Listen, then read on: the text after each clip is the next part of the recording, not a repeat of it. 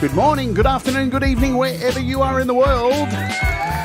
My name is Jade, and this is How to App on iOS.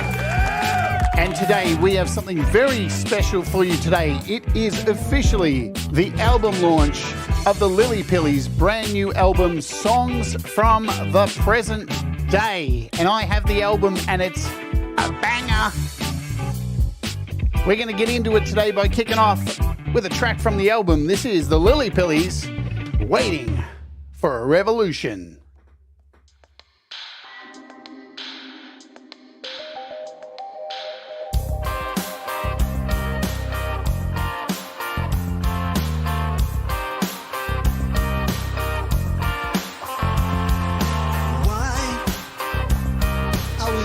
Something with no meaning in our life.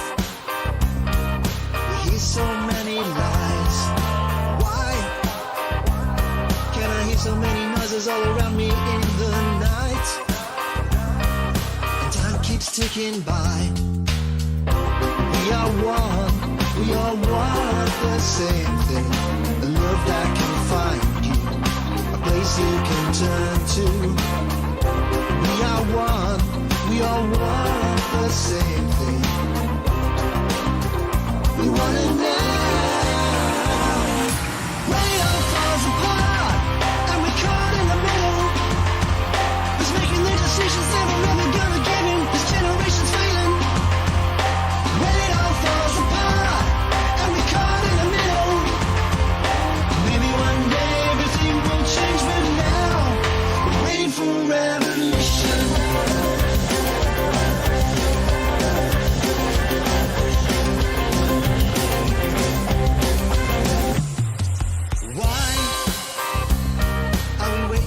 For something better to come by. We've fed so many lies.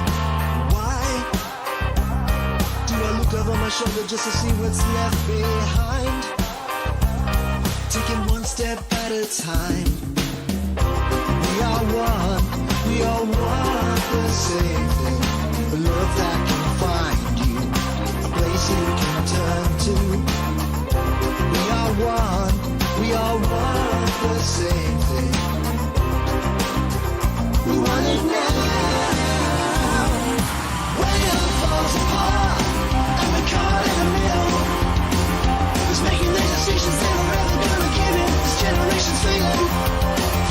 When it all falls apart and we're caught in the middle, maybe one day everything will change, but now we're waiting for revolution.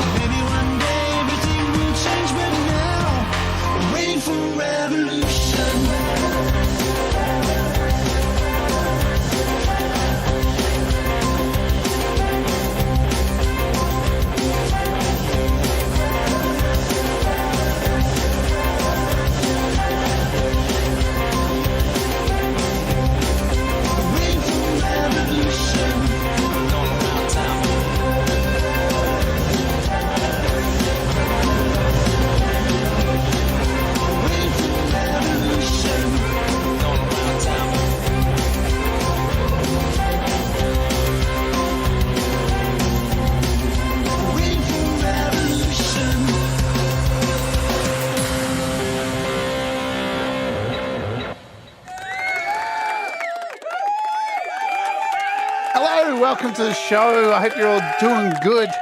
Waiting for a Revolution by the Lillypillies. What a killer song. You know, it is one of the songs that I just constantly get stuck in my head. Last night I was grocery shopping, couldn't get out of my head. It's a poisonous song. It's really hard to get out of your head. Hope everybody is well. Hope you're all excited. Have you gone and downloaded the album? Because it is available now on all streaming services. You can get it on Spotify. You can get it on Apple Music. You can get it in most places. So there is a link pinned down in the chat, in the description, if you'd like to go and grab it. So go and do it while we're doing the show. Today's show, let me tell you, is of course sponsored by our friends at DistroKid, who we love so very much. DistroKid.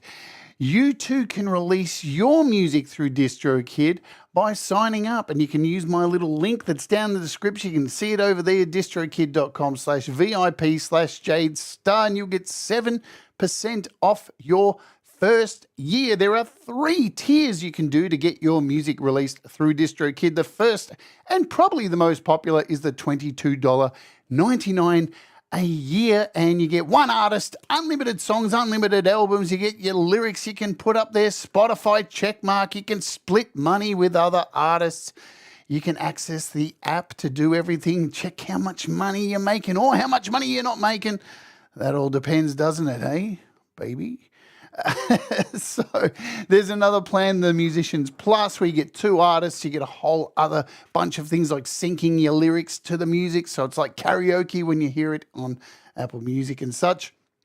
And there's an ultimate plan, which is the one I use because I got too many bands, which is ridiculous. For a very cheap $89.99 a year, you get 5 artists and a whole lot of wicked stuff. We will get back and talk about DistroKid a little bit later, and we're going to tell you something you probably didn't know about releasing albums and singles, and our guest will help us explain how to do it. And as always, I want to thank the amazing DistroKid for everything that you do here on my channel. So let me just tell you, I love you, DistroKid. All right. Let's come back to me. I couldn't do this show without DistroKid. You guys rock. So today is the album launch. The album, as I said, is available on all streaming services. It dropped here. I don't know if it's available for everybody in the rest of the world. I don't know how many set it up, but it's available here. I got it at midnight, listened to it a bunch of times. I'm excited. And we've got a little documentary that we're going to run for you too on the making of the album. So that's really cool too. So without further ado, let's bring in the man of the moment, who is the leader of the Lillypillies. Let's bring him in all the way from Sydney, Australia, not Italy today. We have the wonderful Manny from the Lillypillies. Let's bring him in right now, if I get all my shit together. Hey! Hey! Good morning to you. Morning, Jade. How you going? You excited? I'm very excited, and I'm actually organised today. I've actually got 2 screens. I've even got a backdrop. Like that's usually I know you're a pro. Not that organised. You're a pro. Good stuff. So, do you feel a sense of relief? Let's find out about that first. Yeah, I feel a sense of accomplishment because I don't know. I never thought that I'd actually be making a second album, to be honest, because I never looked that far ahead, really. So it's I don't know, it's a proud moment for me. It's like a child. It's like a baby that's being born. And what was the process? Well, we'll get into the album. So tell us a little bit about this video launch we're going to look at. What's the concept behind it? How you put it together? And just give us a rundown of that, and then we'll get in and play that because we've got lots to talk about as well. And I just got to get something organised. While you tell me that, cool. Let's go. Yeah, so I think when you're releasing an album, it should be it's not something that you do every day. You know, maybe once a year if you're lucky, maybe once every 2 or 3 years. So I thought I'd do something a little bit special. And what I basically did was just talk about the album, and I went to an iconic location in Sydney to do that. But I also took some footage when I was over in Italy a few months ago so that I could include the other Lillypillies. And of course, they don't speak much English, so there'll be subtitles when they talk. I won't spoil it because it only goes for about 20 minutes, I think. Absolutely. I'm just, while we're having a quick chat, just getting some stuff ready here. So what goes? I just want to ask about the album before we jump into the documentary. Is there an overrunning theme with this album compared to the first album? And can you tell us what the overall theme with the first album was and the difference now between this new album and the last album? Yeah, so I think that because the last album was written during the pandemic, it was actually an album that was full of hope because we were going through some crazy times, and there are songs on there like "Wake Me Up in a Few Years' Time" or "Maybe Someday." Always looking to the future. In fact, the album was called "Run to the Future," thinking that although we're in a bad place now, when in a few years' time, things are surely going to be better than they are at the present day, because at the present day they're pretty shit. But now that we're in the present day, things aren't great at all. And I think subconsciously I was kind of writing about all the a lot of issues, and the themes are I guess relevant to today's society. And when I had a bunch of songs, and I had decided to call the album "Songs from the Present Day," I realized that there was a lot of doom and gloom in these songs. So I thought that I'd end the album with a song called "All Right in the End," which is actually a kind of like it's a reminder for myself as well. So some of the songs that I write, well, that one in particular, when I get myself down, and I have to remind myself that, oh, come on, everything's going to be all right in the end, surely. So that particular song is a reminder to myself that we have to believe that eventually things are going to be okay. Otherwise, we're stuffed. Yep. You got to have hope, and hope can be dark at the same time. So, a lot of music is a reflection of what's happening in our world, isn't it? We were talking about this on Clubhouse the other day, how some people get all upset that so much music is a reflection of what's happening. We had paintings back in the dark ages of people dying everywhere and stuff, and that's what was happening. And that's what art is. And that's why art is so amazing. So, all right, we're going to kick off. We're going to play this. So, folks, thank you all for being here. I'll say hello to you all once we play this. We'll call out some names and everything. And this is the video, the album launch video for Songs from the Present Day. So kick back and relax, and we'll see you back here shortly. Let's do it. All righty. Bye.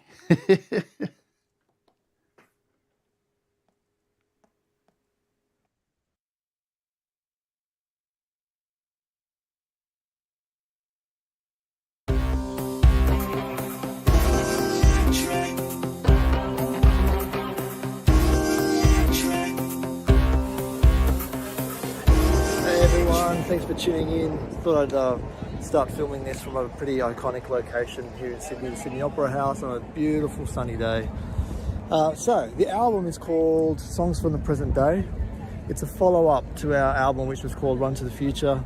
Run to the Future was, I guess, a positive album. It was written during the pandemic, and it was kind of about being in a bit of a dark place, but if we went to the future, everything would be bigger and better and brighter. But now that we're in the present day, things aren't so great, I think, and the songs are a bit of a reflection on that. So they touch on subjects such as addiction, losing my mind, days of sin, just to name a few. So I guess first of all, I'm so happy to have been able to create second album. I think I've written about 20 songs in 2 years, which I never thought I would have done ever. So I'm really, really grateful to have achieved that, and really proud of this second album especially. I made it. Now let's see if I can find Alessandro. Reality TV. Hello. Hello. How are you? Very well, thank you. You? Man, I wanted to be somewhere else. Instead, Songs from the Present Day is more about now. There are a lot of songs such as Losing My Mind or Waiting for a Revolution, Addictions, that talk about the problems that we're facing today in our society. Don't know where I'm going, don't know where I'm going, don't know where, but I feel electric. Don't know where I'm going, don't know where I'm going, don't know where, but I feel electric. First song on the album is called Electric. It was the last song that we actually finished, and we thought we'd put it first on the album just to start the album with a bang. And it opens up with the line, do you really think that we're good inside all the time? You know, basically as humans, even good people, I think can get to a point, can get to breaking point where perhaps maybe they do things that aren't good. And that's what that song explores.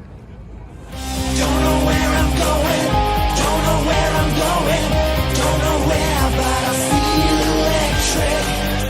Don't know where I'm going, don't know where I'm going, don't know where, but I feel electric.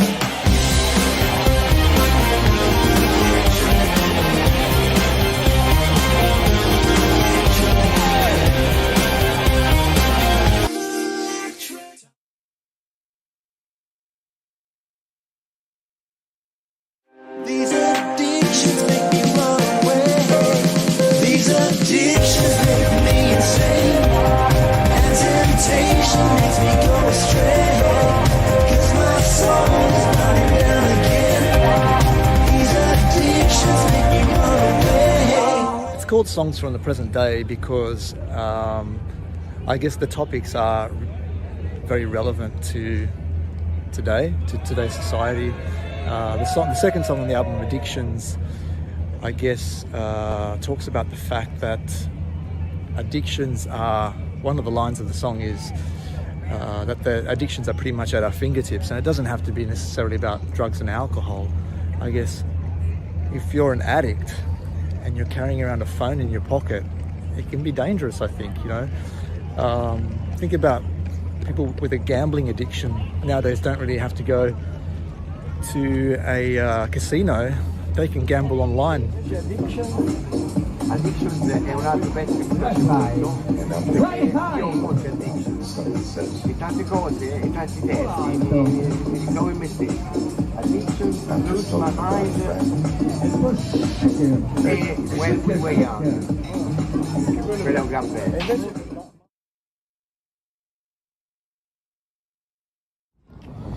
Waiting for a Revolution is a song, I think, that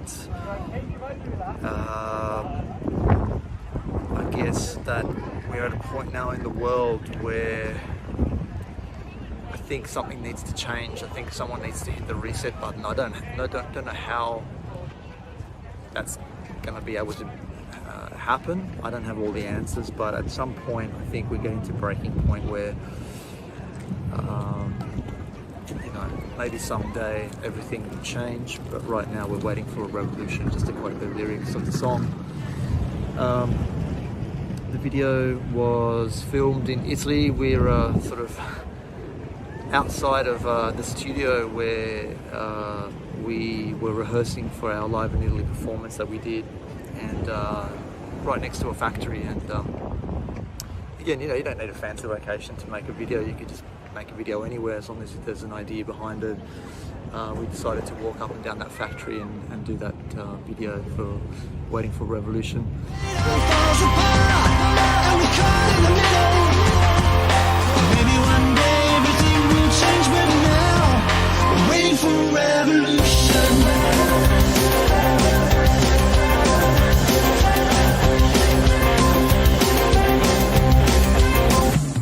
No, ma quando abbiamo fatto Waiting for Revolution mi piace, perché è un pezzo che tira, un pezzo che quando soprattutto già lo ascolti ti piace, se poi lo suoni te ne innamori. Invece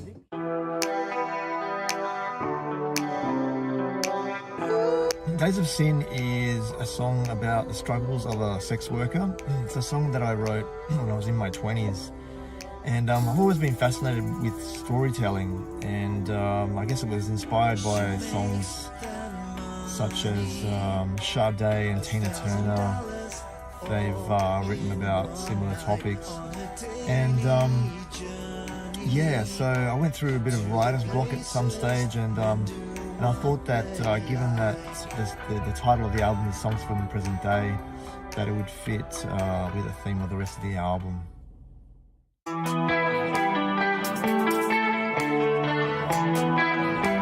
The Things You Do is a song that was written a few years ago actually. It kind of just sat there doing nothing for a while. We did a very cool video when I was over in Italy only a few weeks ago, and can't wait to show you that video actually.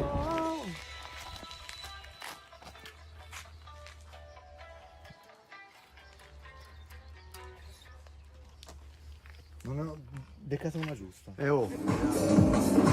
E invece The Things You Do, il video che abbiamo fatto oggi, È un video, è un pezzo psichedelico, che sarà un video psichedelico. perché gira... Solo dire, non raccontare, Secondo me è un pezzo che piacerà molto, è orecchiato. E poi t'acchiappa subito il beat. Rimane nella testa, il video Vedere, cioè non si vede tanto spesso. No, il video è pensato bene.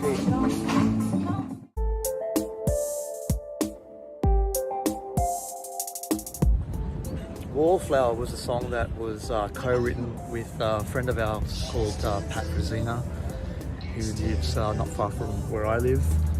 And he basically gave me the basic structure of the song just on an acoustic guitar with some lyrics. And I got the song, I finished the lyrics and gave the song a bit of a structure and did the whole production on that. And I think sonically it just sounds really modern and big, and very happy with how Wallflower turned out. Got a bit of radio play as well. It was number one on a radio station called Hawkesbury Radio here in Australia. It was number one for 6 weeks in a row, which we thought was pretty cool. Maybe tomorrow, someday in June, even a wallflower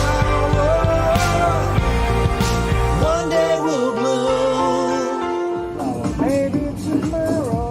No, è un pezzo che pur non essendo farina del nostro sacco, secondo me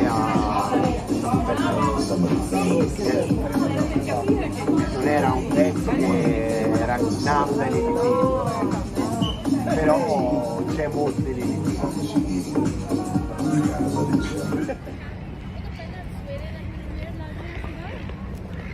Not bad for a winter's day, hey?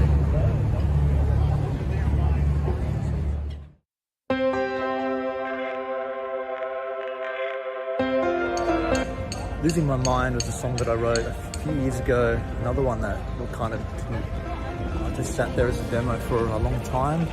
It was written when I was going through some stuff, and one of the lines in the song is these are the things that keep me up at night.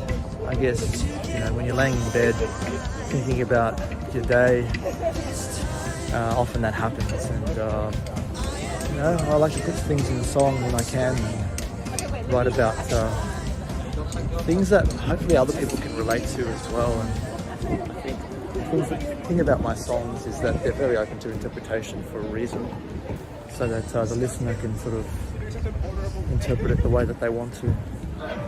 Quella canzone Losing My Mind. My Mind è un pezzo che mi piace molto e mi piace molto anche suonare. Perché? Perché ti piace Losing My Mind? Perché mi ricorda me stesso, tante volte io I lose my mind. I forget everything.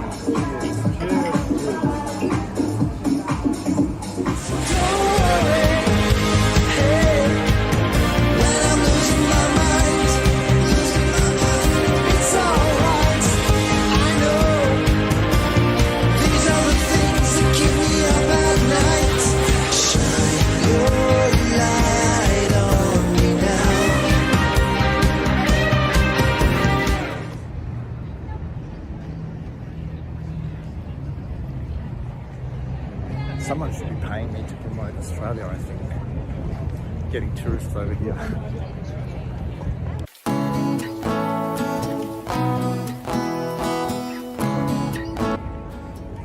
Another Day, Another Night is possibly the fastest song that I've ever written. I think I wrote it literally 10-15 minutes. The acoustic guitar is played by my son Sam. I think it's Sam. It's probably cringy watching this, but anyway. It's a song about not wanting to do much. You know, in my life, I find that I'm always constantly having to be somewhere or having to do something, and that song is about wishing that you had nothing to do all day and all night, and just staying in bed, which is very rare for me. Moving on, miles away, build a life, had to fly away. Moving on. Miles Away from Home is a song that's very personal. I don't often write songs that are too personal. I don't really like writing about myself, but again, that song came about very quickly. The pen kind of the lyrics just kind of flowed, because I really did come back to live in Australia after I hadn't been here since I was a child, until I was in my mid-20s with not a lot of money in my pocket and plenty of dreams and aspirations. And also at a point where it was a bit difficult, you know. In those days we didn't really have social media, and Australia was a very, very far away place to go and live. And so it wasn't always easy, and I just wanted to sort of explain those lyrics in this melody that I had come up with. Moving on, miles away, build a life, had to fly away. Moving on to another place, am I going nowhere? Moving on, far away, to build my dreams, had to fly away. Moving on, miles away, but I won't be broken.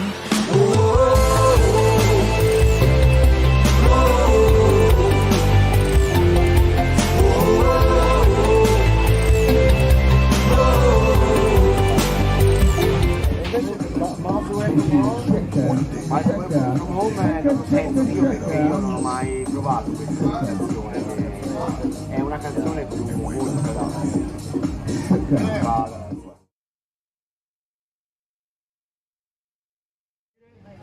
Vai! Ti sembra di essere di Depeche Mode?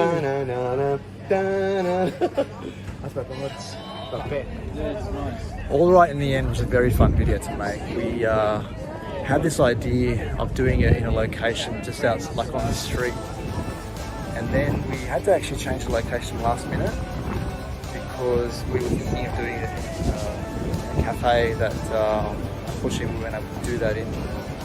And but so it was kind of improvised on the street. I think a lot of people were kind of looking at us thinking that we were a bit crazy, but we just had fun with it. And I think when something is spontaneous, I think it kind of shows.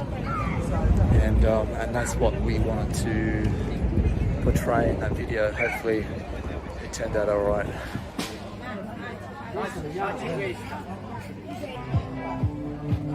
So many things I know we can do without. No appreciation for everything we got. There's always something I don't want. My head hurts if I think I can be wasting my time. Che è successo? Credo, no! Sì, pronto? No, non mi disturba affatto, dica! No, magari si continua, no?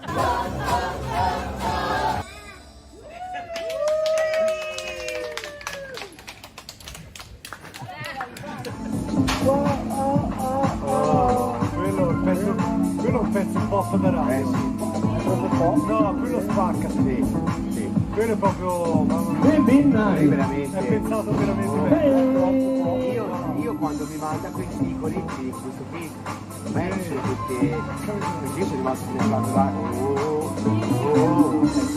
un pezzo così, rimane lì. Everything's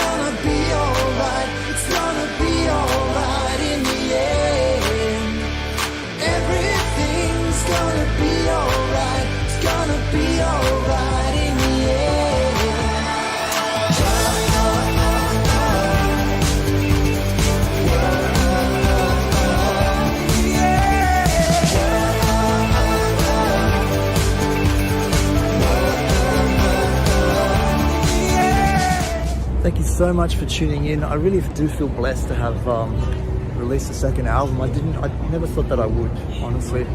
And if you're going to ask me now whether there's going to be a third album, my answer will probably be no.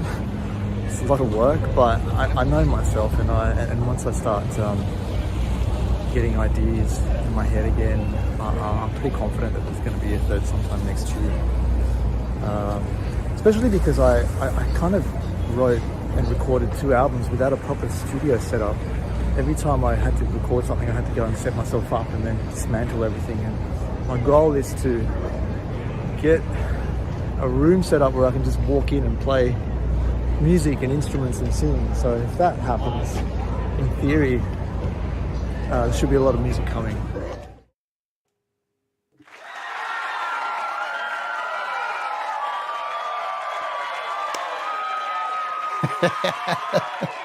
Look at that crowd cheering. I know, man. It's lonely when you're in a studio. You've got to have a fake crowd, or you go. I think I'm going to end up one day from doing all this live streaming in a old person's home, rocking back and forth, going, "I'm performing to no one. I'm performing to no one." Fantastic stuff. Are you all hyped? Are you hyped for the album? Have you gone and downloaded it yet? Have you gone and grabbed it? If you haven't, shame on you. You should already have it. For those of you with the emojis, I was a little bit late. I made them last night. I forgot to send them to myself. So I had to send them to myself. If you refresh, if you're a Wart Warrior, you'll have Lillypillies emojis to sprinkle the screen with and have fun with.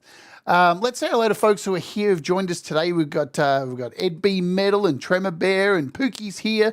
We got Tom Purcell. Who else? We've got Rise of Dark Leela. Falcro's here.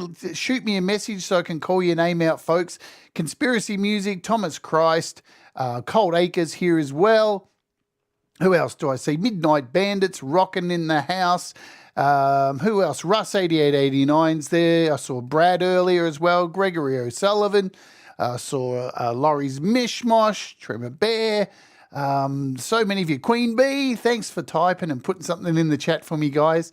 Roque, Fat Panda Cat. The gang is all here. So many people. Joe Glenn's here. She's like, me. Thank you all for joining us. You guys are all rock, and thank you for supporting. You guys are the best. Yeah. Thank you. Thanks for supporting the Lillypillies, because, you know, they deserve it. You guys deserve it. I was saying before the show, Manny, I remember when you first hit the scene here on YouTube, I was like, I don't know, I don't know if this music's my bag, if I like it. And, you can tell if you like music. You can't decide if you like music. You know you like music if you hear it, and then you go to the supermarket and it's in your head, and then you wake up and it's in your head, and you think, that Manny guy, I'm going to slap him around. How do you write songs that are so catchy?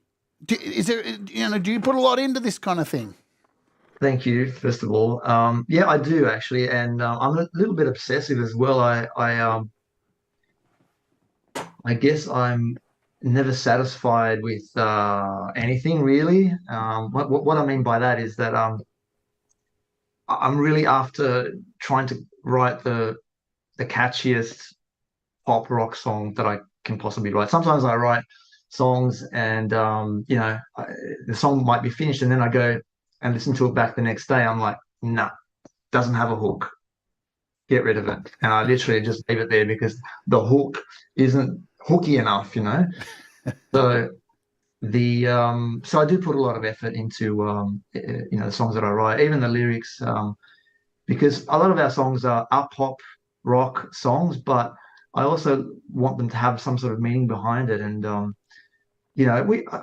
think we're blessed because we have a platform nowadays, whether it's a small platform or a big platform. We get to have a say in what we want to say, and I think it's important to to use it and to write songs that you want people to hear. Yeah, and this album too, in my opinion, and we chatted before this, and I'm very thankful that you chose me to do this, because I'm a big fan, so I kind of fangirled out a little bit there. But you mentioned to me that this album's a little bit darker than the last album, And I see that too. Like, I listened to it this morning. It came out at midnight, and it was just before I was going to bed, so I put it on loop. And I found it's darker, even though some of the songs have been released, but like not in a darkness that like weighed on me. You can have darkness that weighs on you, and you can have darkness that has hope. How did you go about finding that balance with, creating something that's Yeah, I dark? think it's a little bit edgier than the previous one, even sonically, and but also a little bit. I guess it is a little bit darker, and I did try and find a balance because I didn't want it to be completely doom and gloom, and so the last couple of tracks I was kind of conscious of trying to sort of lighten up the mood a little bit. Not that it's depressing. I don't think it's a depressing album, but it's just it's not. I think.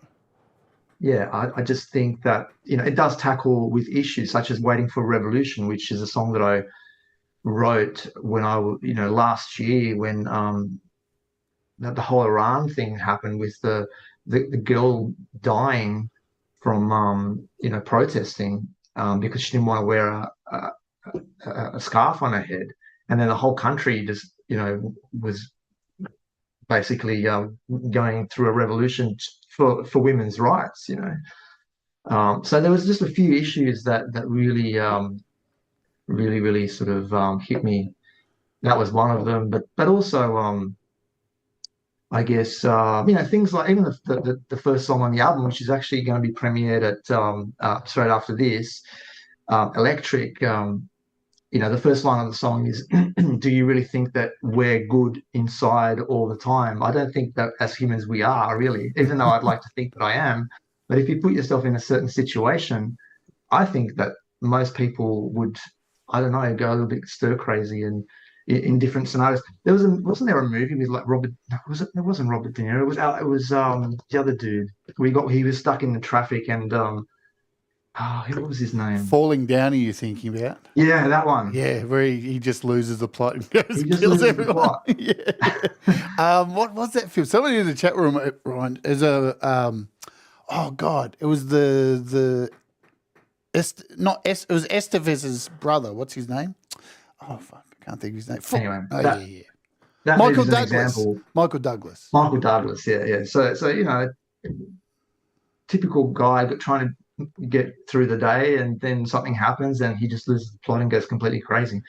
So I guess that the album does have a common theme, which is the sort of the struggles of everyday life, pretty much.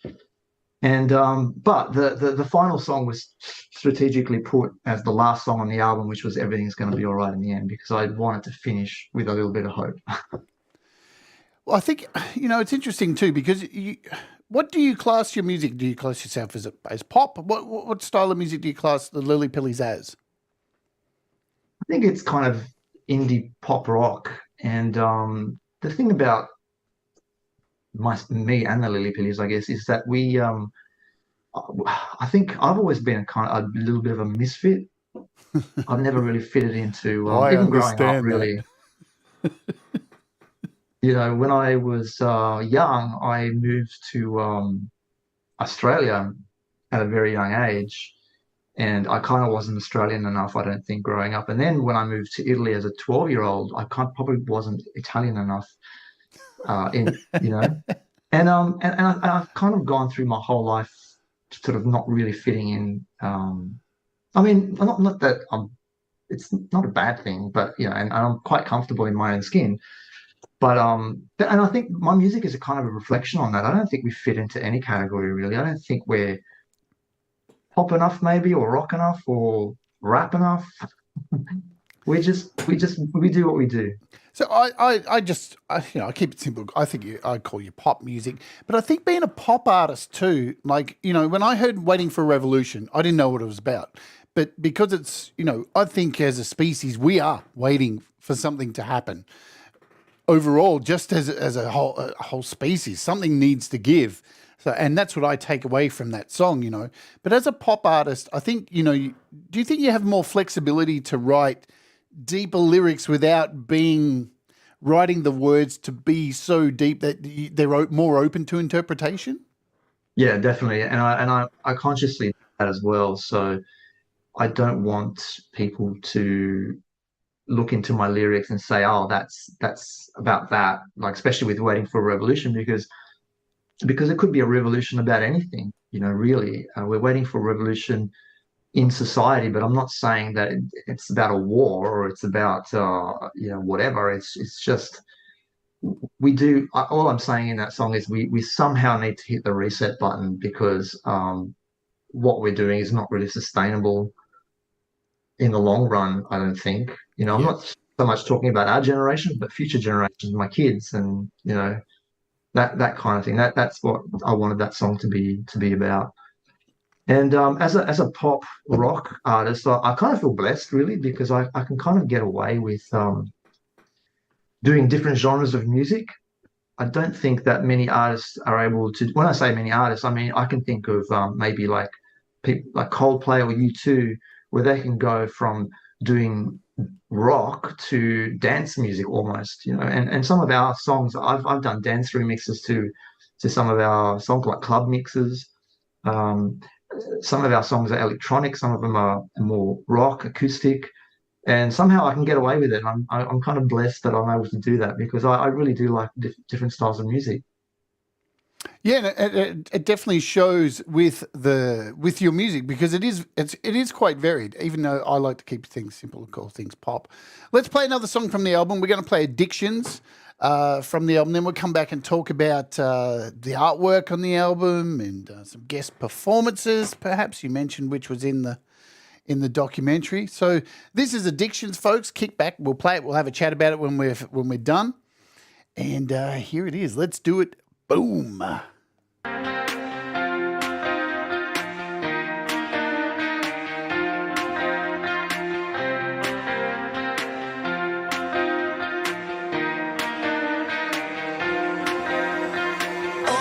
the shadows within are hiding deep inside me.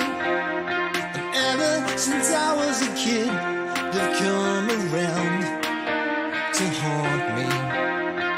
Don't wanna feel low. Someday I'll learn to let go of all the shadows within, and so my world can keep turning. Does it feel the same in your shoes? Break the chains. What do you do? Does it feel the same for you? Can I slow down and turn things around?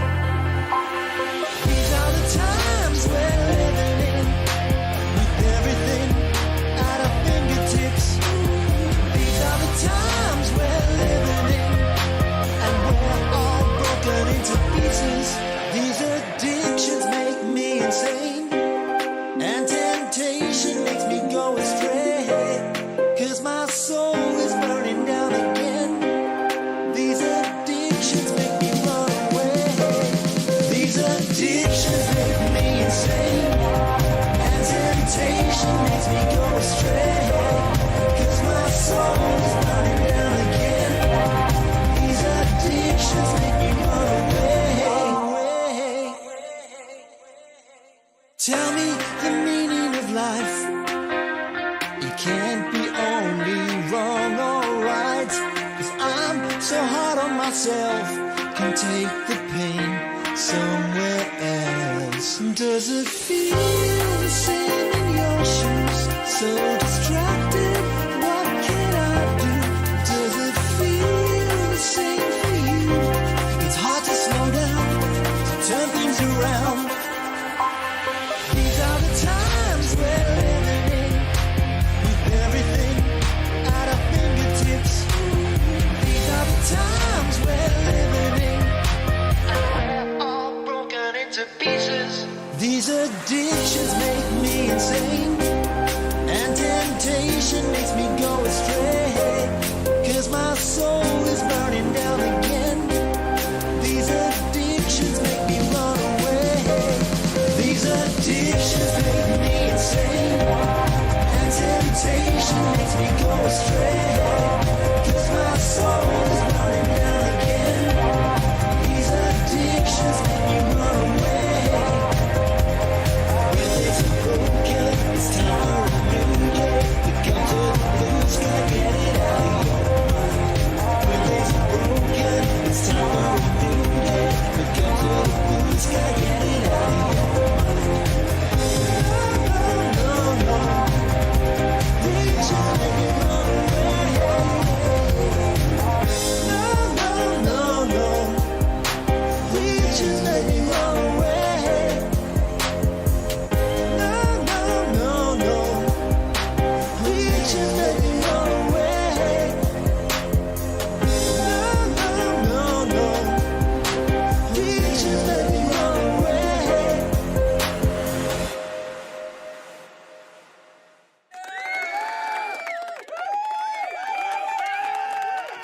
Wicked stuff.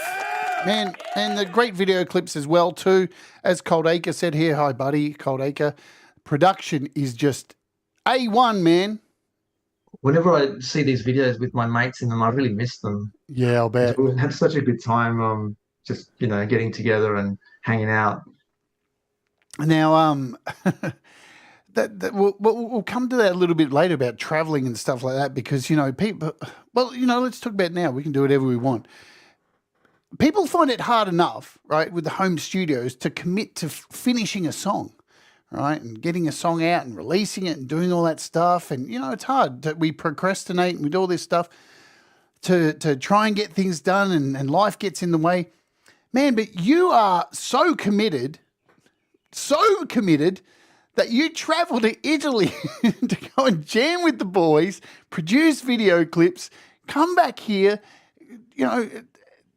it's a lot of work. Is it tiring? How do you fit all that in? And going overseas to do that, that's so exciting, I think.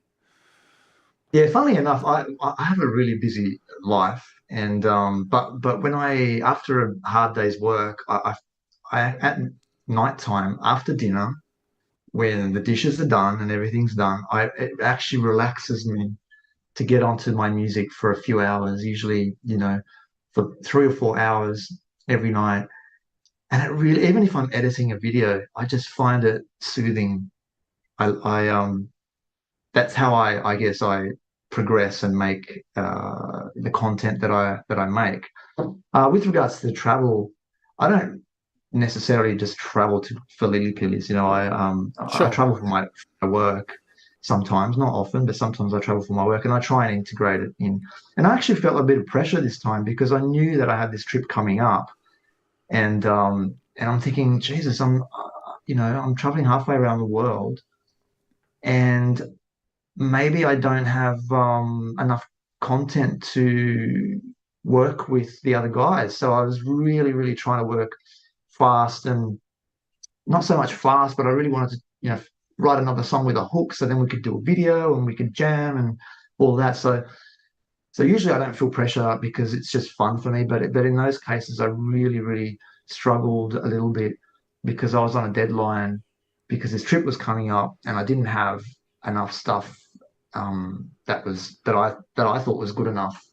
But then everything worked out.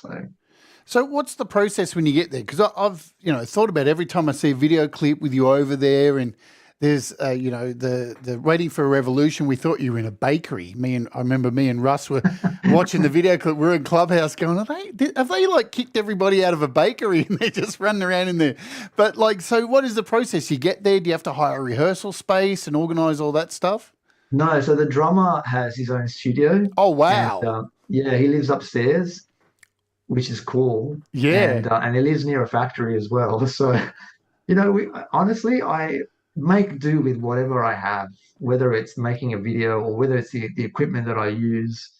And even with the travel, like I will literally say to Alessandro, hey, I've got this trip lined up in about 2 months' time. Let's do something. And it's like, what are we going to do? I'm like, I don't know. Do you want to do something live?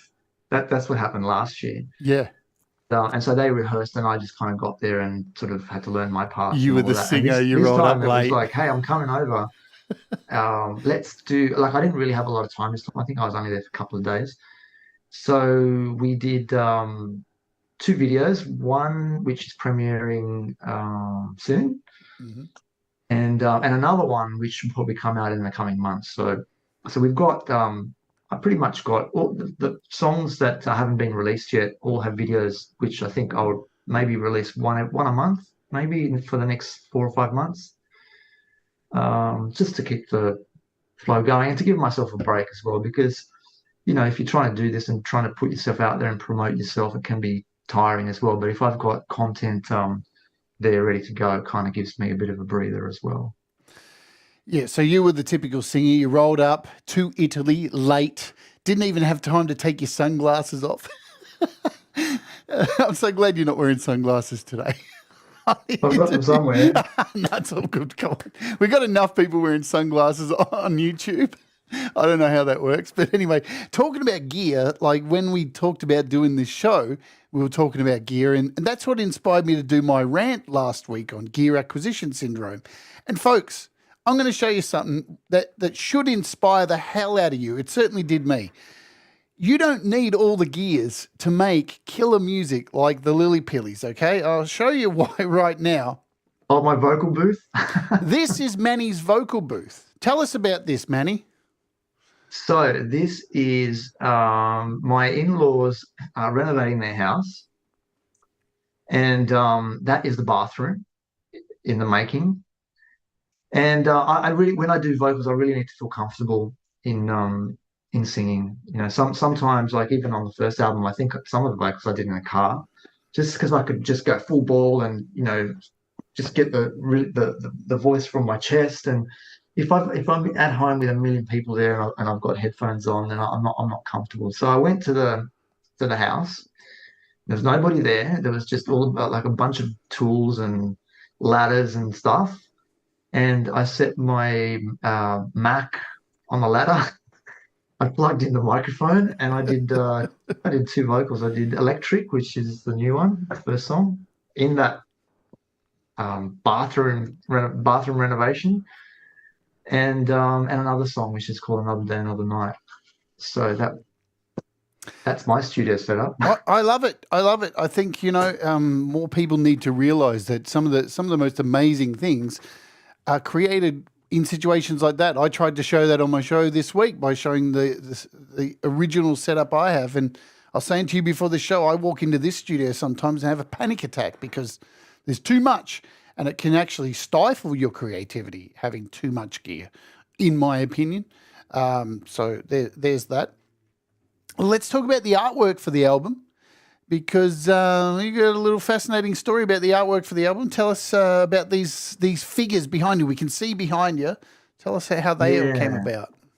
So I love doing the artwork of it's creativity as well. Just being an artist or a musician, I get to also be creative with the artwork.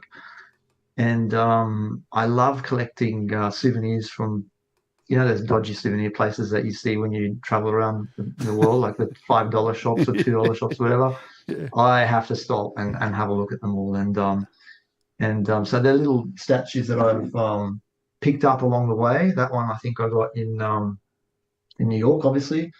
This one I got in Italy. And because the album was called Songs from the Present Day, it kind of was, I think, relevant to putting, and also because because we are an international band, really, because my guitarist is on the other side of the world. I thought it was pretty cool to have like an international cover to represent the album. So that's pretty much me lining up all my souvenirs and putting some color in the background. It's just all your toys with the backdrop. And you know what? Simple, and it's effective. I think you can go over the top with the album artwork and put too much in there, and there's a theory to it, that you can confuse people. There's something to it of keeping things extremely simple, so you're just caught by the colors are the most important thing, in my opinion. Colors reflect the album. Did you have a color palette? Like, does that color palette play into the songs? Well, first of all, the blue's meant to represent the skyline of all the monuments set up. But also, I wanted a contrast because our first album was orange, so this one is blue, and so it's pretty much a contrast between first and second album. But the blue is the sky. Yep. It looks great. It's fantastic. And folks, if you haven't got it, it's out now. So I can show you even. I got mine, where are we? Here it is. Here it is on Apple Music right now. So I got mine this morning. Now, I don't know. What about the release? Did you do a world release so it's the same time, or is it staggered? Yeah, I think it's out on the 11th of August. So it's the 11th of August here in Australia. Is it the 11th of August? So they don't have it yet. But it's actually out. I put it out on Bandcamp yesterday. Oh, wow. I don't have the link for that. Yeah. So I'll find it during the show. A few very cool people have purchased it on Bandcamp. Gregory did, Jeff did, couple of other people, and so thank you very much. I really appreciate it. I hope you like it. That's the main thing. Oh, it's a great album. It really is. You From can top just to stream bottom. it for free, or you can buy it. You can do whatever. I'm sure my friend Thomas will help me and find the link for it, because Thomas is Tom Purcell amazing. bought it. Oh, did he? Tom Purcell Yep. buys a lot of good stuff. A lot of stuff. Hippie would have He's bought got it as good well. taste. You got to back yourself, man, too. Let's talk about that. So you really have to back yourself and be confident about what you put out. There's nothing worse than hearing an artist say, oh, I've released this song. I don't know if it's that good. And, and that's important. Even if you really in the back of your mind go, oh, I'm not really sure, and you're a bit doubtful. You don't have to be an anus about it, but you can, as long as you're fucking behind it. I'm never sure. In fact, especially with Addictions that we just heard, that song came straight after Waiting for a Revolution. And I know that everyone, like a lot of people, enjoyed Waiting for a Revolution. And I'm thinking, oh my God, is this just like an album track, or is it good enough to be released as a single? Is it any good in the first place? So it's people probably aren't going to like it as much as Revolution. And I was wrong, because it got to number 6 on AMRAP. That just blew me away. AMRAP is the Australian Music Radio Airplay project, and it's basically a community of all the radio stations in Australia. And to get to number 6 in the country with that song, I was like, oh my God, that means like that most radio DJs, community radio, I'm not talking about commercial radio, unfortunately, haven't got to that yet. It's got to happen soon. But that means that the majority of the community radio stations in Australia downloaded and played. If it got to number 6, that I was blown away by that. I'm like, this is a song that I was so doubtful with, that I thought, no, it's not going to do well at all. It's shit. when I had you on the first time, when I interviewed you the first time, I think I said on the show, to me, you kind of, I don't know, you just remind me of this, how when In Excess came out, they just had this sound, and it just, like, especially for an Australian. I can't speak for the rest of the world, but here in Australia, like, to me, Lillypillies are that kind of In Excess thing. And when I hear you guys, I know it's you. And, you just, in my opinion, I think you're just waiting to break through. It's only a matter of time until it happens. Like, have you done the Triple J, what is it called? Unleashed, or whatever they call it? Unearthed? Unearthed, yeah. Have you done that? Yeah. No, we're getting ignored. I think I'm too old for Triple J. So Triple J, you have to be like, you have to fit a certain. As I said, we probably don't fit into Triple J. That's bullshit, isn't it? It's about music, man. Yeah, we have our priorities wrong with that kind of stuff at the moment. They're definitely in the wrong place. I'm going to play another track. We're going to play Wallflower. They're going to talk about our sponsor for the show, and then we've got more to talk about. So, yes, and folks, please stick around, because straight after today's show, we're going to dump you straight over to the Lillypillies channel for the premiere of Electric. So you'll automatically get dumped. So that's happening. But we're going to play Wallflower now. Tell us a little bit about the Wallflower before we play it, Manny. Wallflower was a song that I co-wrote with my friend Pat, who lives not far from where I live, and he wanted to collab with me somehow, and I just said, look, don't give me a full song, because then that's just like covering your song. Give me something that I can work on. So he gave me like a song that was half finished, just on an acoustic guitar, and it was literally like I got a track that was on a phone, and it was just him singing the chorus and maybe a couple of verses, and I had to put the bridge in, and I really had to like have some sort of vision on how it would sound like. So sonically for the production, I think I just started listening to, I'm like, okay, if I want to make this sound modern, let me go and see what other artists are doing. And I think I was listening to like Sia and stuff like that, like Chandelier or whatever. And I kind of built it up, and it's like a song that's got a lot of stuff on there, but I think it really, really works. I mean, you can be the judge of that. And I didn't really want to be in the video. Like, I think I'm in the video at the end. So I got my niece and my son, who are the stars of the Wallflower video. All right, let's do it. This is Wallflower. Hello to 15's Bend as well, and Lord Spike and Gazo and Kid Kane. Welcome aboard to the chat. Good to see you all. Let's do it. This is a Wallflower by the Lillypillies. We'll see you back here shortly. Boom.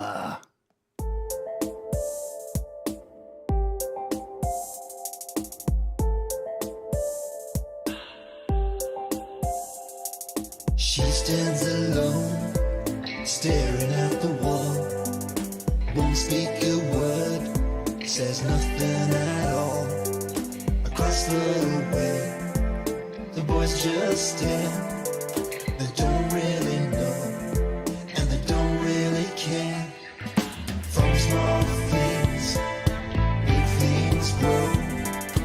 Watching and waiting, and keeping it slow. Holding a light and a lonely prayer. Maybe tomorrow, yeah. A lonely tear. When no one's here, your heart stops beating. Maybe tomorrow, or someday in June. Even a wallflower, one day will bloom. Maybe tomorrow, someday in June. Even a wallflower, one day will bloom. Alone in his room, and it's a Saturday night. Listening to records till the morning light. Nowhere to go, nowhere to be. Waiting for no one. A lonely tear. When no one's here, your heart stops beating. Maybe tomorrow, or someday in June. Even a wallflower, one day will bloom.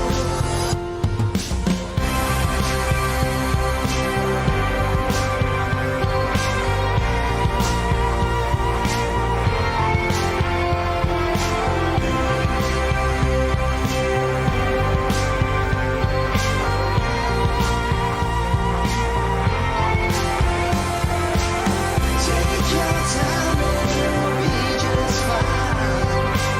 So hold on. Sun is out and you know it's alright. So hold on.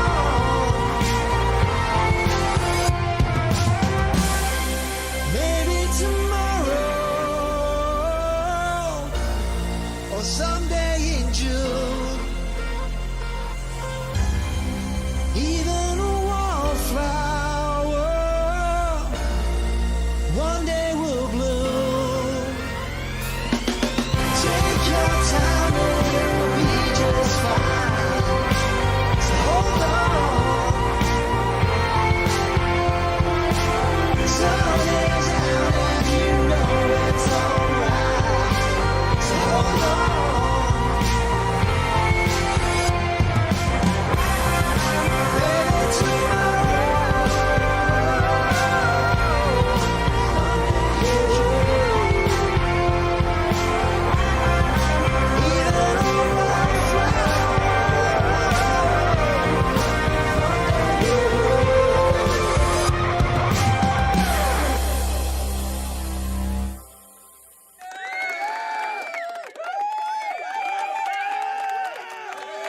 Maybe Man, that is such a catchy song. That chorus is so big, dude. It is so big. I love it. That song has got layers and layers of stuff. You Man, can if you hear listen it. to it in the headphones, you can really hear a lot. Yeah, Going on. there's a lot of movement in there. It's such a big chorus, you know. Yeah, That takes a lot to write a good catch like that. You know, as soon as the first time it kicks in that song, man, it hits you. It hits you hard. Let's have a talk about our sponsor today, because Manny's going to get involved in this. So DistroKid, of course, is our amazing sponsor of this show. You can release your music like Manny does through DistroKid for the very, very cheap price of $22.99 per year. And if you use my link, distrokid.com/VIP/Jade Starr, you will get 7% off your first year.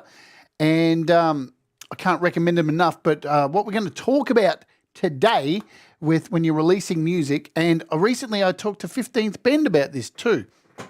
Now, for this album, you released singles before the album.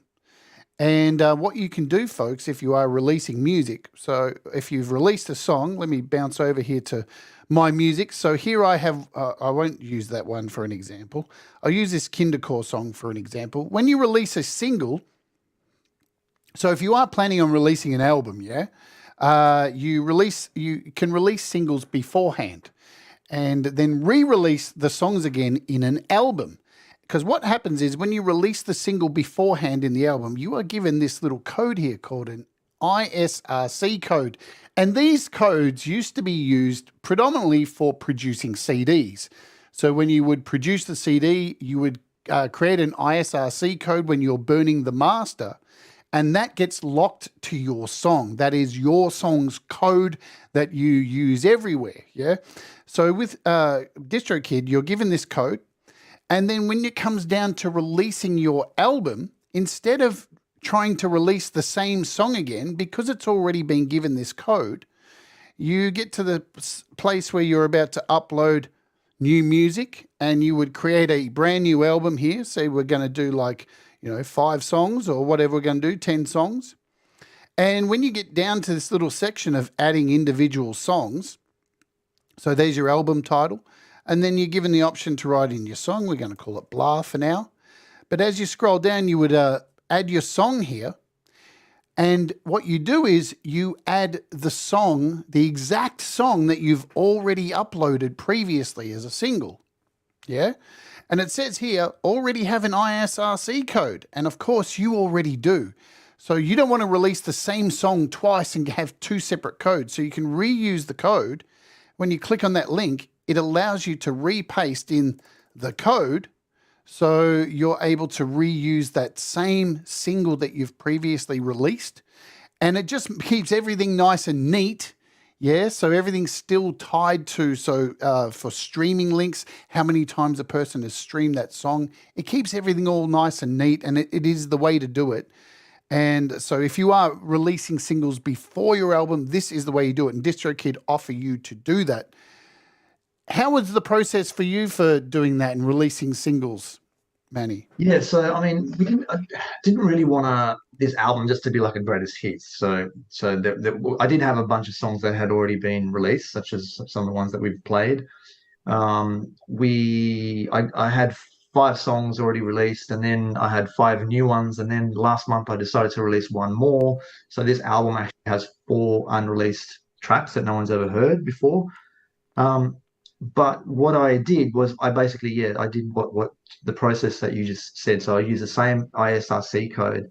And I think that's also important to use the code if you're getting radio play somewhere. That actually enables you to get paid as well. So if you're part of, I think, Song Trust and things like that, you're entitled to royalties when you get played somewhere. Oops.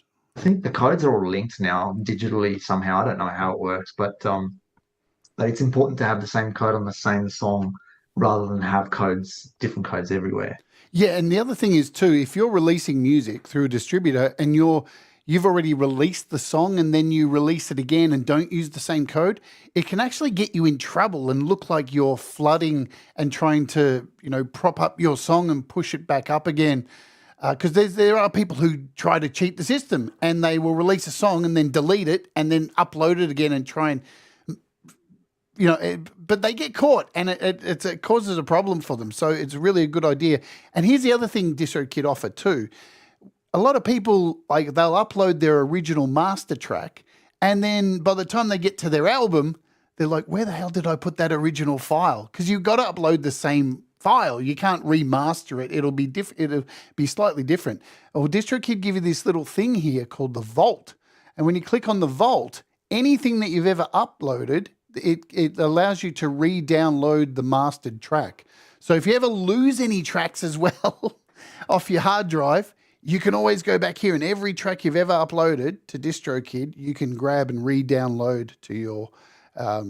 so that's a great thing that they offer as well.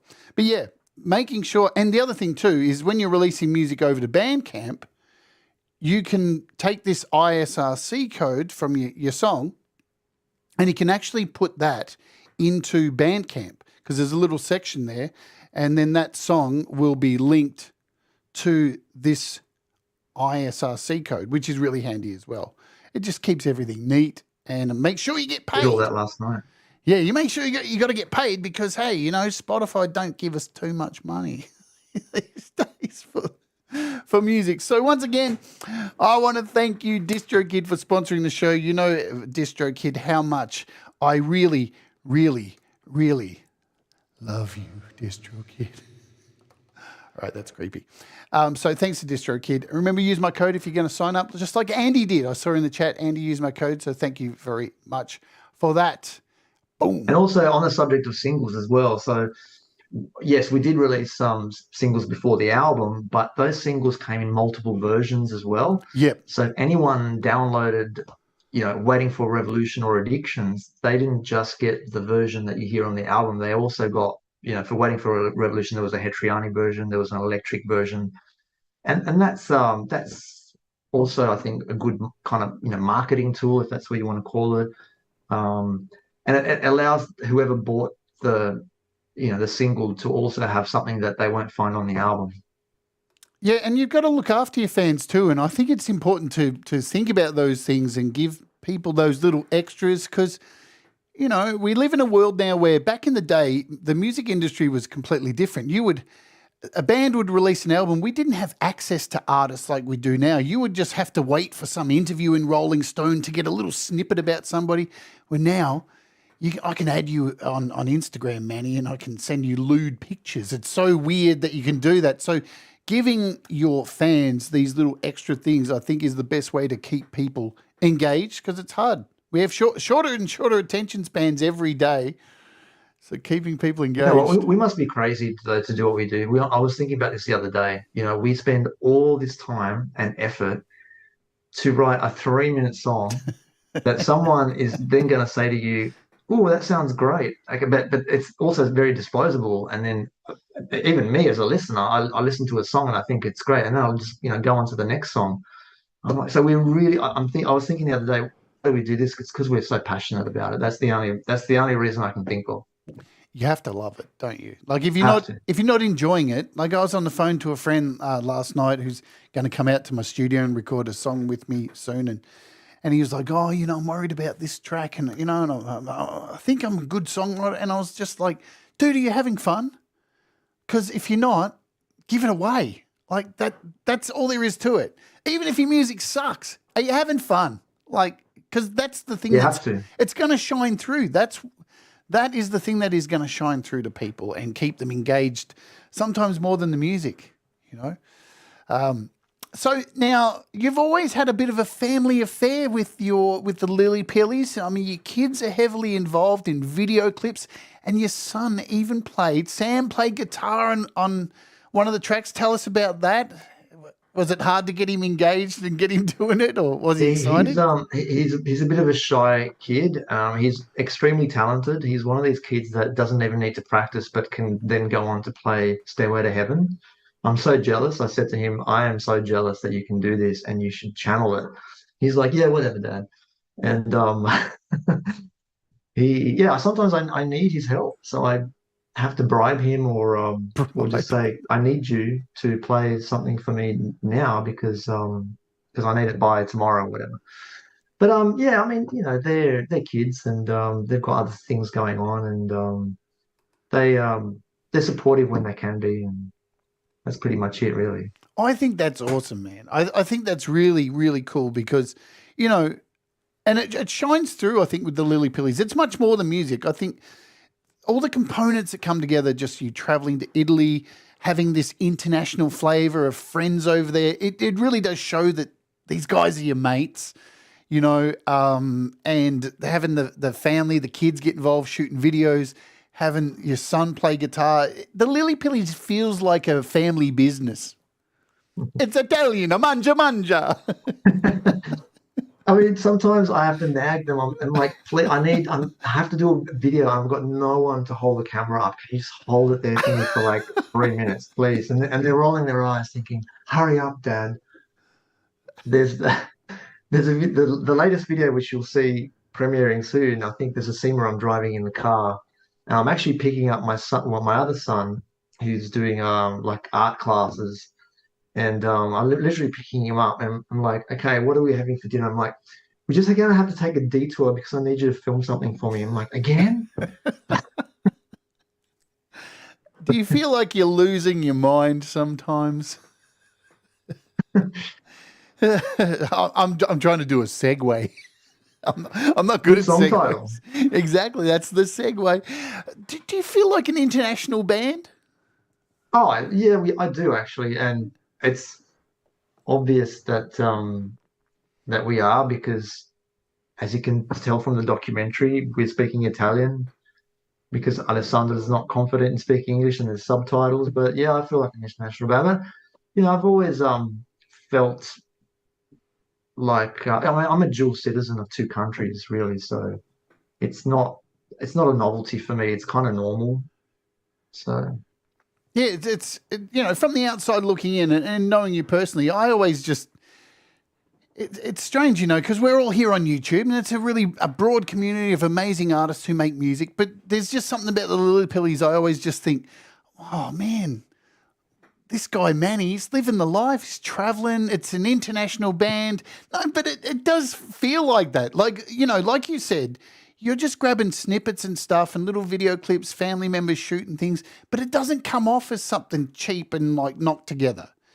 I think I'm conscious of everything that I mean, you know, I think I try and be as original as possible. So which means that I want to create as much content for video as possible. Because if I start getting it from stock footage, which sometimes I do, then obviously it's not going to be as original as me filming stuff. And also with the quality, I'm really conscious of putting something that's quality out there because I want to be proud of this in years to come. You know, success or no success. I mean, I'm an independent artist. I'm not kidding myself. But in years to come, I really want to look back and say that's quality. Like, you know, I don't want to cringe or anything like that. So. What was I forget? I don't know if that makes sense. Man, I cringe every day myself. So I think you've got to have some cringe to keep you grounded. You know. Oh, there's plenty of cringe in other areas of my life, so try and keep the you know, the music is I can control what I put out. So I'm doing a rant this week on the show. So last week I did a show on gear acquisition syndrome. This week I'm doing a show about time management. And how do you have calendars and things, and are you really super organized or are you just a shit show? I think I'm in my head, I'm organized, like in my brain, usually like organized chaos, I think is the word for me.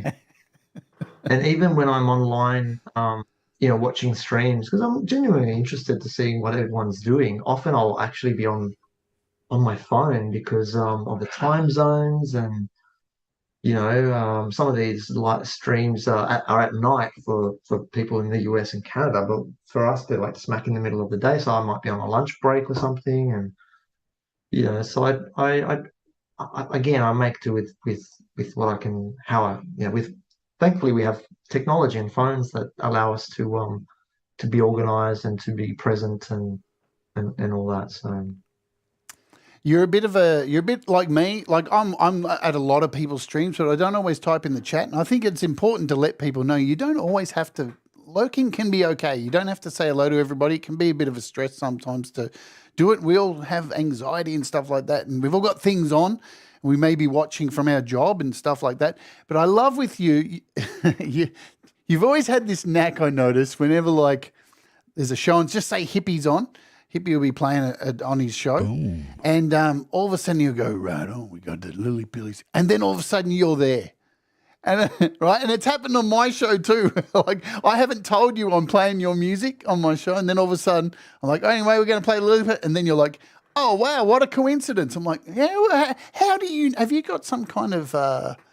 Sometimes I'm lurking, right? But a lot of the times it's a coincidence. It really is a coincidence. I love it. Anyway, we're going to play another track because we've got to get through these other tracks here. And the next one we're going to play, as I said, is Losing My Mind. Let's play it. We'll come back and talk about it after that. Let me just mute this, get all my buttons ready. Professional stuff here at the studio. This is Losing My Mind, also on the album. Let's go for it, folks. Kick back, relax. As Hippie would say, boom. Boom.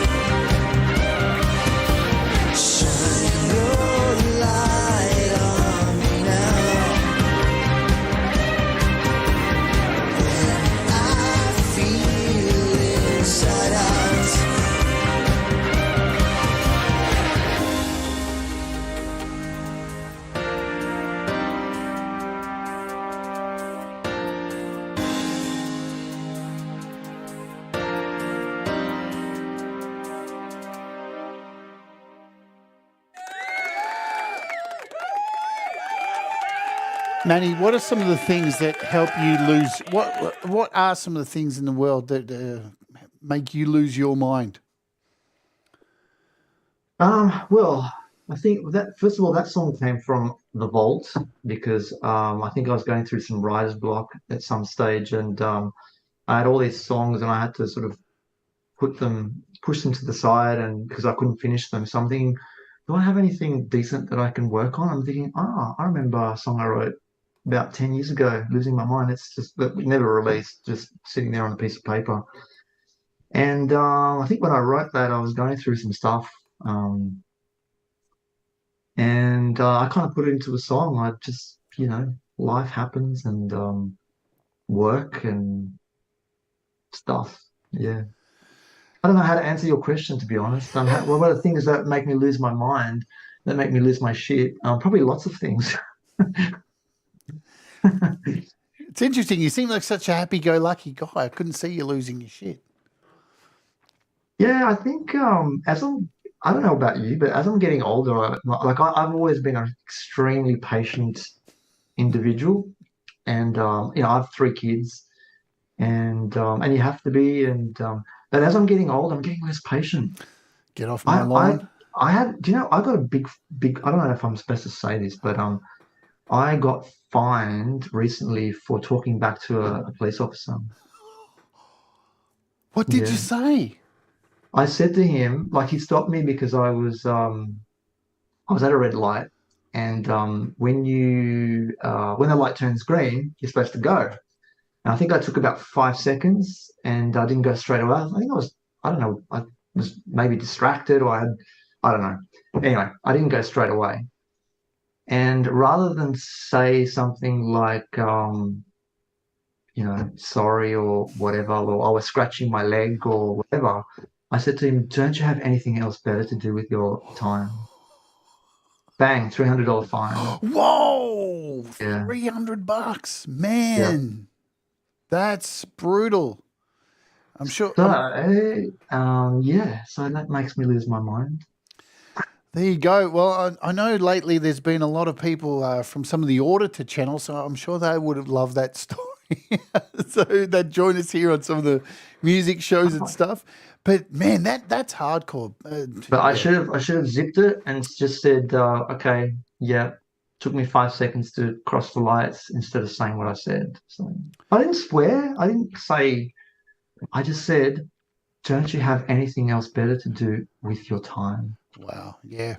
I've learned a valuable lesson recently. Don't write a song about prosperity preachers. That's what I learned recently after getting banned for 3 weeks 2 times. Just let them do their thing. It doesn't work.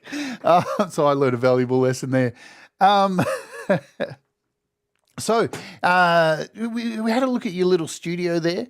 Now, are you planning on, I know you've said we'd all love to have gear and stuff like this. Are you thinking ahead towards the next album and how you can make it better? What not that it needs to be better. You already got such stellar production. Are you already thinking of ways to make the next album better? Yes, I am. It's my birthday this month, and I'm getting a bass guitar. Yes, awesome. So when I first started doing music with the other Lillypillie, Alessandro, he was the drummer in the band, and I was the bass player. And I'm talking like when we were in our early 20s. And I got to a point where I was actually okay. Like, I used to sing and play at the same time, and we did a few gigs. So I'm thinking to myself, I couldn't have been that bad if I was singing and playing while he was drumming. And then when I left Italy as a 20-something-year-old, I remember that I was at the airport with my mum and dad, and I had my bass guitar with me. And I think I was flying to London to come to Sydney and whatever. And I had too much luggage, and I said to my mum, I can't bring this with me. Just here you go, keep it, sell it. It's, I'll eventually get one. And I never got one. All these years later, I kind of stopped playing bass. I can kind of remember, and I have played here and there, but I've never had a bass guitar since. And I want one, and I'm getting one. Man, I love my bass guitar. I bought an artist bass guitar and then I upgraded and bought an Ibanez. And man, it is so lush. It is my favorite instrument to pick up and play. Just, oh, it's so smooth. I've never played a bass guitar so lovely in my life. The other one I have super heavy. It's one of those really heavy things. You have to see a chiropractor after playing it. But the Ibanez is super light. And I also want to get some sort of setup happening as well, where like literally at the moment, I'm every time I record, I'm literally setting myself up, plugging the microphone in, plugging the keyboards, and then dismantling it all after. So I'm in the process, I think, in the next few months of just being able to walk into a room where I can just sit down and everything's plugged in, which hasn't been the case so far. It does help to be able to just walk in and not have to do that because it's one of those hurdles, if you're feeling creative and then you walk into a space where you've got to start putting together, it can only take a nanosecond and you just lose creativity and look, something shiny over there. It's a hard thing to maintain. So that can definitely help. I want to talk about one of the songs that we're not playing today that's on the album, Days of Sin, because now it's one of my favorite songs on the album already, probably because of my history. So, you wrote this, it's about sex work, and I was in the industry for a fair amount of time as a dominatrix and saw some pretty fucked up shit. Let me tell you that. People are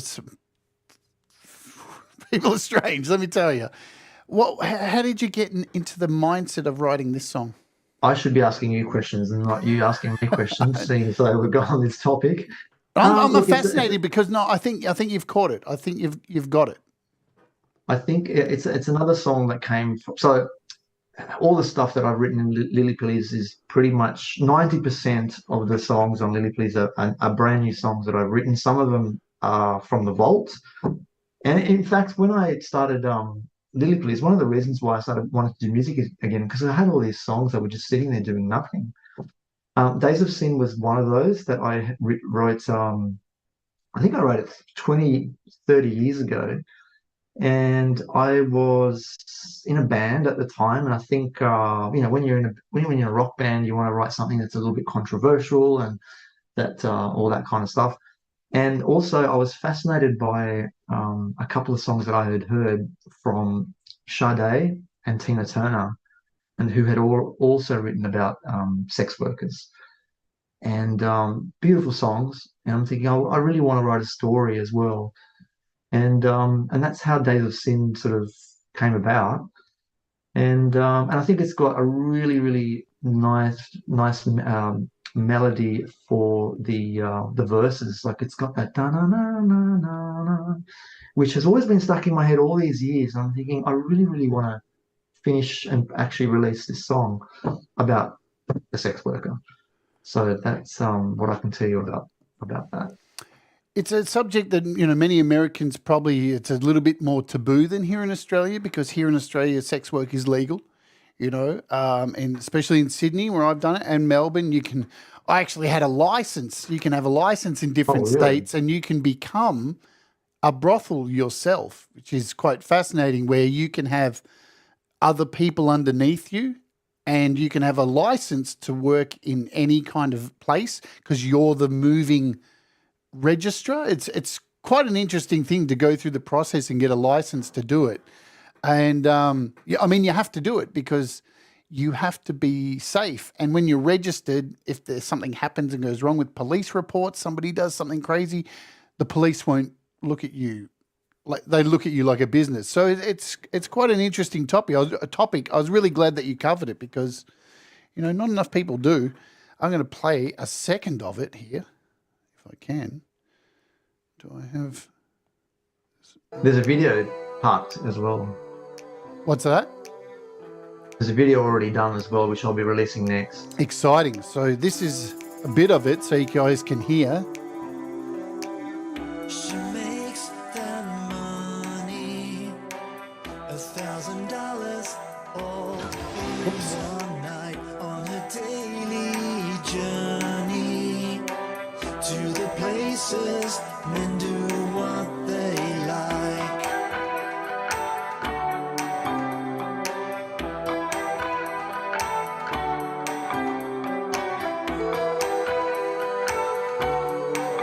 It has got that Sade kind of thing going on. What's your latest fantasy? She can show you. Now's the time to choose. She'll dance and make you happy.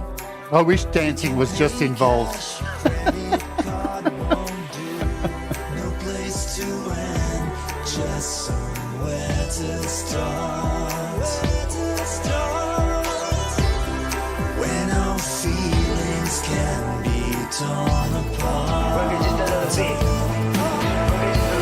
Dance the way it makes him happy. Talk like original singers do. Tell all the words you want. There you go, folks. You're going to have to go get it to hear the rest. I'm not giving that to you. Man, I wish the things that people wanted in the industry were normal and kind of, some of the things I've seen are just, again, I couldn't write an X-rated song. I had to, lighten it up a bit. I used to have a client, I'm shit you not, who paid me every week just to come to my apartment and sit down next to me and watch the WWE. Raw is War. That's all we did. $1,000 each Tuesday night here in Australia just to watch WWE. Because sometimes people don't want to do that kind of stuff as well. They just need some kind of companionship. There's so much loneliness in this world. So I got that part right because I mentioned $1,000 in the song. You got to be good for $1,000, let me tell you. I would sit there and go, you pay me $1,000? I'm not really good at, I just want to watch wrestling, man. I don't even want to confer with you. But hey, that made somebody happy and that kept them alive. And that's what part of that business is. It is a psychiatrist with benefits, in my opinion. It's a tough thing. And people who do it, very strong people, The key is get in and get out, make your money and leave, in my opinion. Let's play another song. And that went down a tangent. But we love doing that here on this show. All right, so this is Miles Away from Home, something that you're used to, traveling a lot. Is that what this is about? Yeah, it's a story of my life, actually, which, as I said in the little documentary, I don't really like to write about myself, but that song was written very quickly and the words just flowed. And within, I think, half an hour, I had written about me, the story of my life. And I put it into a song, and to build a life I had to fly away is the chorus of the song, and that's pretty much, me in a nutshell. Let's do it, folks. This is the Lillypillies, Miles Away from Home, on the brand new album, and we'll see you back here shortly. Enjoy this song, rocks. Let's do it. Boom. I was born in a land far away and was brought up a different way. Packed a suitcase filled with hopes and dreams, just me without my family. Had to say goodbye, not knowing when I'd see everybody again. So my dreams could become reality if I got an opportunity. Not many dollars in my pocket, just a will to work hard and to give it a shot. Find a place to myself where the big city lights shine bright. I don't know anybody, but I'll try and fit in. If I call my family, they'll ask how it is. I just need a chance to find my own way tonight. Moving on, miles away, to build a life, had to fly away. Moving on to another place, am I going nowhere? Moving on, far away, to build my dreams, had to fly away. Moving on, miles away, but I won't be broken.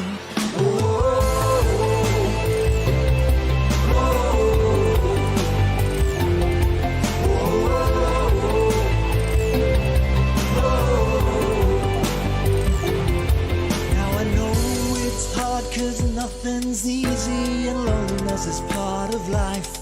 I've been thinking about this since I was 17, so it's gotta be worth a try. Got my first job in a factory, and I know this is just a start. Sometimes I know where I'd rather be when I'm missing my dad and mom. Not much money in my pocket, just dreams in my heart. I gotta start from the start. Now I've made some friends and they seem to be good to me. And I try so hard to be like them, and sometimes I just gotta pretend, so I'm not completely alone on my journey. Moving on miles away to build a life, had to fly away. Moving on to another place, am I going nowhere? Moving on far away to build my dreams, had to fly away.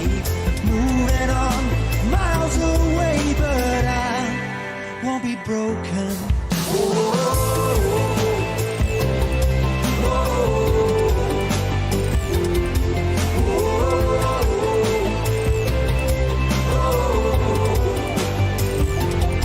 Always knew that I would be the one, go where to try to be someone.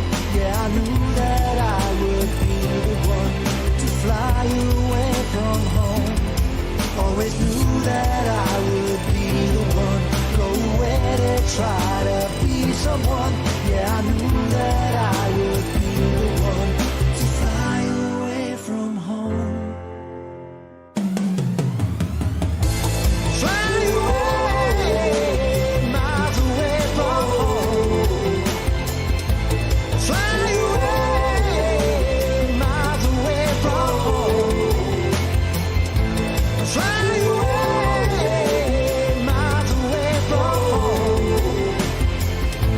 Fly away, miles away from home.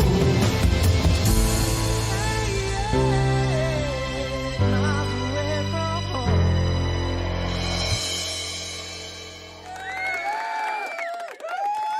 Man, that song really resonates with me as well. And a lot of people wouldn't understand this. Like, Australia is a very unique place. Now, I grew up as a 70s child, and all my friends were Italian, Greek, Macedonian, Yugoslavian. I know a lot of swear words in all three of those languages because that's what you did. And it was tough, man, being an immigrant in the 70s coming to Australia and, you know, starting from scratch and building up, you know, I remember all my friends had concrete lions in their front yard and all concrete, and like we'd play cricket in the streets when I was young with all my Greek and Italian mates, and their parents would come out at 4 p.m. in the afternoon, go, inside manja, and they'd drag me in there and tell me how skinny I was, and they'd make me eat bread, dip bread in olive oil, and the dad would, the first time I had grappa, I was Sounds probably like my dad. I was about 13, probably 12 years old, and my friend Danny, his dad, gave me grappa with all his mates playing cards out the back in the shed. And, you know, Australia's a pretty shitty racist place at times too. So, you know, it was very tough to come as an immigrant. Did you face any of that kind of stuff here in Australia? Was it, you know, growing up here young? Not really, because I came here when I was very, very young. I was 3 years old. And so I only stayed here till I was 12. So I did all my primary school years in Australia. Yep. And then I moved to Italy when I was, you know, just as I was about to start high school over there. So I mean, it was tough because, you know, new friends and new language, new culture, new school system. For a few years, it was really hard. But the funny thing is, once I integrated and I was completely 100% comfortable, and I had a lot of friends such as Alessandro, I decided to leave. What is it about Australia that keeps you here, mate? Well, first of all, my Australian wife and my 3 kids. Yeah. But I think that it is still, you know, how Australia is considered to be the lucky country, and in many ways it's not anymore like it used to be, but in many ways it still is, you know. and it is still the land, even though the cost of living is crazy, and it's changed a lot since I moved here a long time ago. It still is. It is still the land of opportunity. If you want to work here, you can. In other countries, the unemployment is still really high and really tough to get by. But I think in Australia, if you're a hard worker, you can still get by. It is still the land of opportunity, I think. Absolutely. Yeah, I agree 100%. And you live in the place where, I know in Melbourne and Sydney are very similar places, and one makes better coffee than the other. I'll leave that up to you to decide which one that is. But I always think with Sydney, it's the place to go to really make stuff happen if you really put your nose to the grind. And it's also the same place where if you fall over, you better get up quick or somebody will stand on you because they just don't have time to stop. Where Melbourne's just that little bit more relaxed, and you can achieve the same thing both. I agree with you. The cost of living here is crazy at the moment, but it's a wonderful place. And I am ever thankful that I was brought up here because, as I said, I grew up with so much culture. I grew up with more Italian, Greek, Macedonian culture than Aussie culture, So, and then, moving on, Vietnamese friends and stuff. It really is probably one of the most successful melting pots this country is. And I've seen a lot of other countries, and this place still does it well. Anyway, enough patting the back on Australia. I want to talk about, before we get out of here and play the last song and then send everybody over to your premiere, have you guys thought about touring? Is it tangible? I don't know about touring, but because life gets in the way. But when I was in Italy last time, we actually got asked to do a gig, and I said to this person that asked me that I may be back there, perhaps maybe around the end of the year.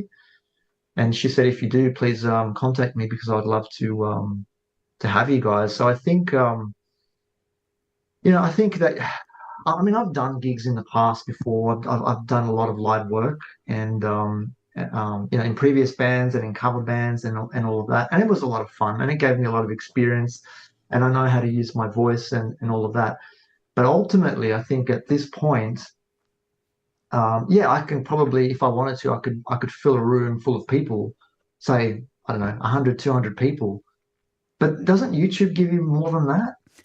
Isn't it easier to make a video where everyone can, not just a room full of people in Sydney can see me, but people internationally can see me? So I don't know, to answer your question, if I was a signed artist and we had this album that was making the headlines and people wanted us to tour, yes, we would do that. And Alessandro would love nothing more than to do that. He tells me all the time, I wish we could tour and we could do gigs. And I'm like, yeah, I know, but logistically it's a little bit hard, and the videos kind of make up for it and all of that. But if the demand was there, why not? It'd be a lot of fun. But do I feel the need to do that personally? I've done a lot of live work in the past, so I don't really feel. I feel the need to be creative. That's my outlet. I love spending hours on music production and being a composer and a songwriter. That's my little baby. Everything else is kind of sometimes can be a little bit of a chore. Promoting, even even when I'm making I love making videos, and I usually have an idea in my head before the videos even. And before I even started the video, that Losing My Mind video that we played earlier, I knew that it had to be all white. And Alessandro's like, what color shirt do I wear? I'm like, you got to wear white. Why? What are you up to this time? I'm like, I've got this idea in my head and I know exactly what I have to do. So I love all that stuff. And but at the same time, some of the things can be a chore. Like me appearing in the videos and me asking my sons to film me. I don't really enjoy that aspect of it, but it has to be done because otherwise the video doesn't get done. And I think that I don't know, playing live would be it'd be a lot of rehearsals would have to take place beforehand. You can't just kind of get up there and play. And we did that live in Italy one. Yeah, and the yeah. boys had to rehearse and I went there a day before, and I had to relearn my keyboard parts because I couldn't even remember. Thinking, God, I wrote these songs. How can I not remember how to play them? So there's a bit of effort behind live performance. So I don't know. We'll see. You never know what's around the corner. I really do hope, Manny, that this album puts you in the spotlight more, because I honestly, 100%, my friend, on my heart, I really do hope the best for the Lillypillies. I see how much work you put in, and I think the production's already there, and it's a crime that you guys haven't been picked up. I don't give a fuck about someone's age. The music should sell, and the music's solid, and I think a lot of people should hear this music, because I know it would resonate with a lot of people. It's a crying shame at the moment that only people on public radio are getting it, but at least they're getting that, and that's another great thing too. All right, I'm going to hit you with this last question, then we'll get out of here, and it's not the normal last question. For the next album, what are you going to do different? Well, first of all, I don't actually know if there's going to be another album. I'm thinking, no, I don't know. To be honest, I don't know. I think that I was thinking of maybe putting out EPs instead. I think that's the what people do now. Not many. First of all, putting out an album has been a personal satisfaction for me. Like, especially making 2 albums has been.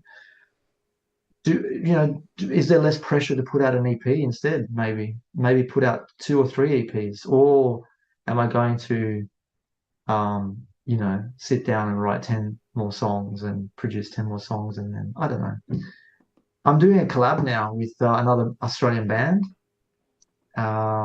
which is a song that should be appearing on their album in the coming months. The band called Divinium.